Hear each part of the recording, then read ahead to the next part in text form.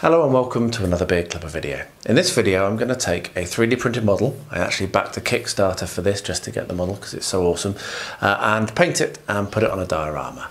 Now the model is of a very happy young lady who is very happily cuddling up to her dinosaur, that she's just a flying dinosaur, that she's just ridden to victory in some prehistoric, postmodern, whatever, some race, when I saw the renders of this, I knew that I really would love to paint it, and having received it, I was very pleased that I did put a little bit of money down and get this sculpt. So I hope you enjoyed the video. Let me know what you think below. Let me know if you've got this. I know of at least one other person who has this and who is also painting it up.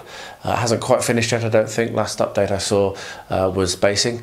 So yeah, I know of at least one other person who backed this project. But yeah, it'd be cool if you've got this, or if you've done anything similar, let me know in the comments. I do love to read them. I'll stop rambling now and really hope that you enjoy the video. A new project, yes.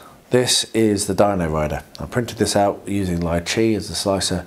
There will be a video coming out in my 3D print adventure talking about this a little bit, but now I'm going to start to assemble and paint it, and I'm very excited. I picked this up in a Kickstarter. I backed the Kickstarter just for this model, so this was very expensive. The other models are good, but this is why I wanted to back the Kickstarter, and it's printed out beautifully. And now what I'm going to do is assemble it, paint it and put it in a diorama, and I'll be filming that process obviously and show you what it looks like. So very cool, very excited, really awesome model, and yeah, let's get this done. Here we are, all cured and ready for assembly, and I just wanted to show you just how nicely this is going to go together. I did have one issue. I didn't quite get all of the uncured resin out from inside this piece.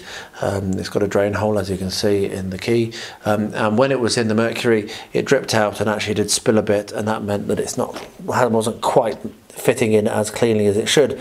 But just with a little bit of a scrape with the hobby knife, I was able to take off all of that extraneous material, and now it fits in perfectly. And as you can see, you're barely even going to need to do any filling at all on that, because it's basically, well, it's around the it's cleverly placed around this medallion, so you expect there to be some negative space. There might be some filling to be done around the wings. I mean, it's just one of those things, you're not going to get that to be completely and utterly no line at all, so a little bit of the Mr. Dissolve putty that you can see here will be applied to that, and that will then be great. So I'm going to get this glued together, painted up. I'll tell you a little bit about the paint job, but then we're going to work on the diorama.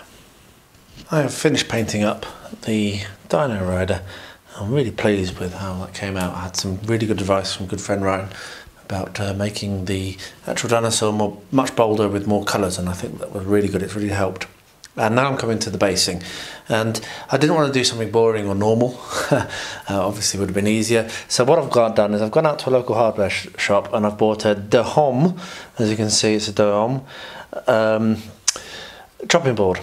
And what I'm going to do is I'm going to build up a bit of a scenic base with a curved background. Maybe, I'm not sure whether I'm going to have the handle showing or not. Maybe I'll build up over the top, but either way it's going to be a circular base, which is what I wanted to do. So I'm going to start planning that out, and I'll bring you along for that much more than I have done obviously for the painting. Let me just zoom in a bit and show you that a little bit better. Just center that in the viewfinder. I'm really pleased with how the dinosaur, the Quetzalcoatlus, has turned out. I think that's really nice. So yeah, so I'm going to start to plan that, and I'll bring you along and show you how I'm going to do it. It's going to be quite a simple base. I want it to just lift and focus on the rider and her mount, rather than be too detailed, but I still think it's going to look really nice, particularly on that nice wooden base. I've been thinking about this all day, and I've come up with an idea which I think I like, so I'm not going to actually do much with it now because I can't, but I am going to quickly talk through it, sketch onto this where I think things will go, and then I can start building up over the next couple of days. So the thought I've got is that I'm actually going to leave some of the wood on the top to be visible, so I'm going to have the texture fading into the wood, which I quite like as an idea, and I think I'm going to have it roughly coming round like this, so there will be that nice wood grain, and that's rough, but that nice wood grain will be able to be visible at least at the front, maybe even less than that. And what I'm going to have is this is a bit of doweling here, a bit of balsa wood dowel, and I'm going to put upright roughly here, and this I might be able to do straight away now if I can get it cut. So we're going to have one pole there and one pole over here roughly, and I'm going to put these in before I do anything else. That's the first thing it's going to do, and I'm going to, so then they're going to be roughly half the height of this dowel, and I'm going to have some red ribbon coming down, catching by the wing, and from the other one catching by the wing. So you can see that they've just come through the finish line. Once that's glued in place and is set, I will then do my terrain paint with sand, and then terrain paint, and then I'll flock it. But before I do that, I will bed in these nice flowers. So I'm going to put the flowers kind of here, and also because they're flying, I'm going to put the flowers across the finish line. Basically, that's what I think. So these little trees are going to go across the finish line to mark where the finish line is. And then I'll just, as I say, I'll just do a nice kind of like grassy covering, and then leave the wood to show through on the front. And I think that is going to look really, really nice. I'm really pleased with that idea. So the two issues, well, the main issue I've got is I don't have any red ribbon, so I need to find some of that. But the first thing to do is going to be to cut this down to size, which I will use a saw for because I want it to be relatively smooth, and then glue them in place just using PVA, and then leave that to dry overnight, and then I'll come back tomorrow and we'll start doing the rest of the scenicking. I might glue these in place as well. I think I will, because I want them to bed in. They can look a bit unnatural, but they also need to be sealed a bit, because as you can probably see inside the packet, they've already lost some of their over here. So yeah, so I might actually seal those tonight and glue them on tomorrow. But yeah, a little bit of progress. Happy with that. I think that's going to look really, really nice. There we are. That's these glued in. All the little shrubberies are in, and so are these are glued. They're still wet, as you can see. Still see the white, and the rider will sit about here. Now, when I open the packet for these shrubs, they're not actually as loose as they appeared. That's been knocked off in transit. Everything else is pretty solid, so I'm happy with that, particularly because this is a display piece only. So yeah, that's what that's going to be like. I'll leave that to dry overnight. Come back, put a bit of a stain on these, which I might have been able to do, probably would have been wiser to do before I glued them down, thinking about it, but maybe I'll leave them with the pail, and then do the base. So I'll do that tomorrow probably, but for now, leave that to dry. Very pleased with that idea, and I think that's going to look really, really nice. I've left these overnight. I think I am going to leave these as plain, though I might paint them another time, but for now I'm not going to, because I'm not sure what colour, and it doesn't matter because I can do it after I've done this stage, which is using my terrain paint, which is just normal house paint mixed with PVA and some water, and there is a video in the footer explaining how I make it if you want to know, in the description of the video. And what I do is I paint this on relatively thick, but not too thick in this case. You can paint it on in whatever you want. I try to keep it clean off the sides as well, because that's the effect I'm looking for. So I'm going to paint this on where I want it and carefully remove it where I don't. And then when I've got a little area covered, and I'm going to do it in small areas for this because I want it to be really neat, then what we do is we'll pick this up. I have a bucket of sand here. I'll just zoom out a little bit. So a bucket of sand here, and then literally this is sifted builder's sand, and literally just scatter it on top, and then immediately let it fall off. And that gives us a nice texture. So I'll do that on the whole of this, where I want the terrain to be.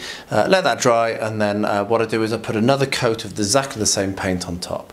So I'll do that, and then I'll bring it back for the next step once those two stages are finished. As you can see, the brown paint and sand mix is finished, and now I'm ready for flocking. So I have 3 tubs of homemade flock in 3 differing colours, which I'm going to use to finish off this base, and then all I need to do is find myself a ribbon, which I'm actually struggling to do, but I'm sure I'll find one. So again, I won't do all this on camera because it's a very simple thing, but what we do is it's a 2-stage process again. So I paint on my terrain paint, which is watered down PVA with a dash of dish soap in it to keep it from going mouldy in the pot, and also it does actually act as a little bit of a kind of flow agent, but mostly it's around it's about keeping it from going off when it's actually inside the jam jar. So yeah, paint this on and then sprinkle my flock on top and then leave it, and then tomorrow I'll come and I'll paint over the top again with exactly the same PVA mix to seal it, and then that's that part done.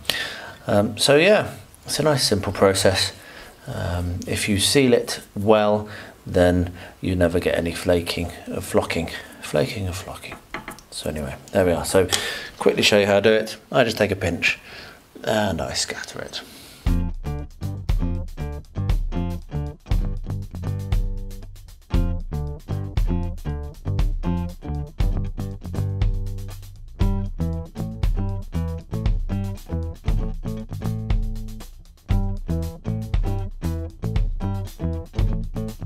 So there you are. Generally use 3 colours, that gives me the best result.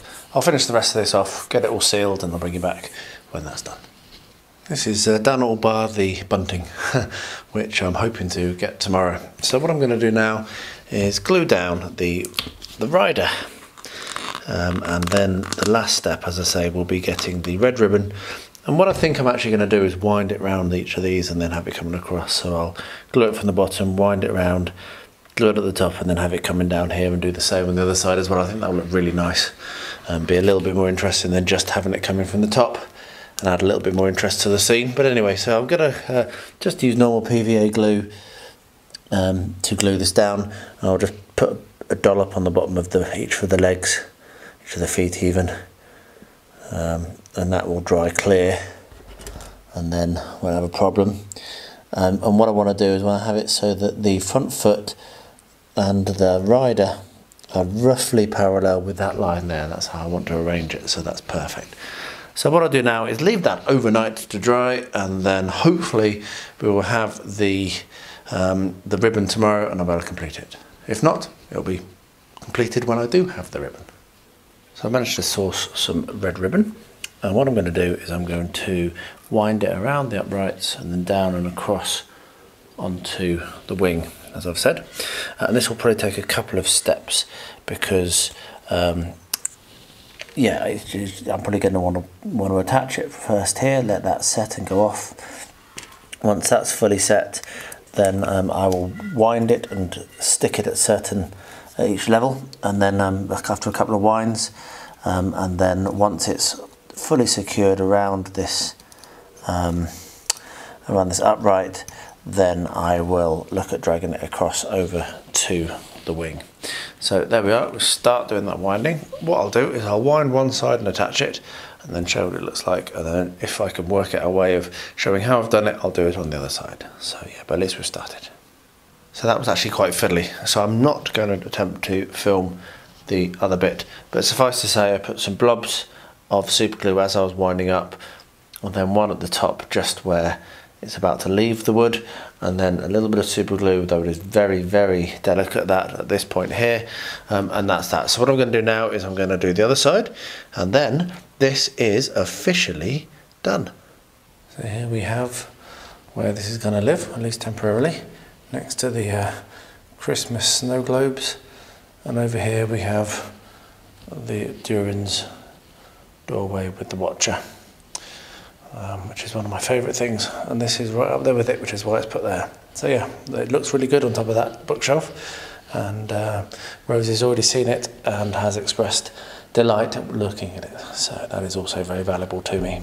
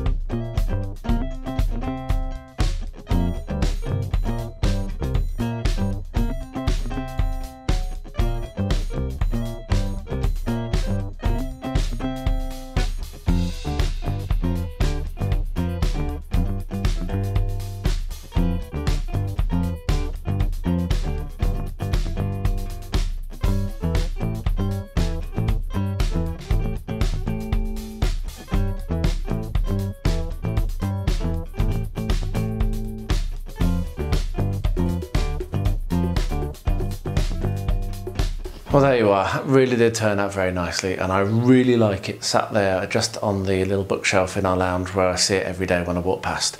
It's really nice to look at these things I'm making, yeah, Rosie seems to like it as well. She's pointed out a few times and said dinosaur, and she does love her dinosaurs, so that's also a benefit. So, as I said in the intro, let me know what you think. Pop a comment below. I do love to read all of them, and I do reply to every single one, so don't be shy. And I'll wrap up by saying, as I always do, please stay well, stay healthy, and stay safe.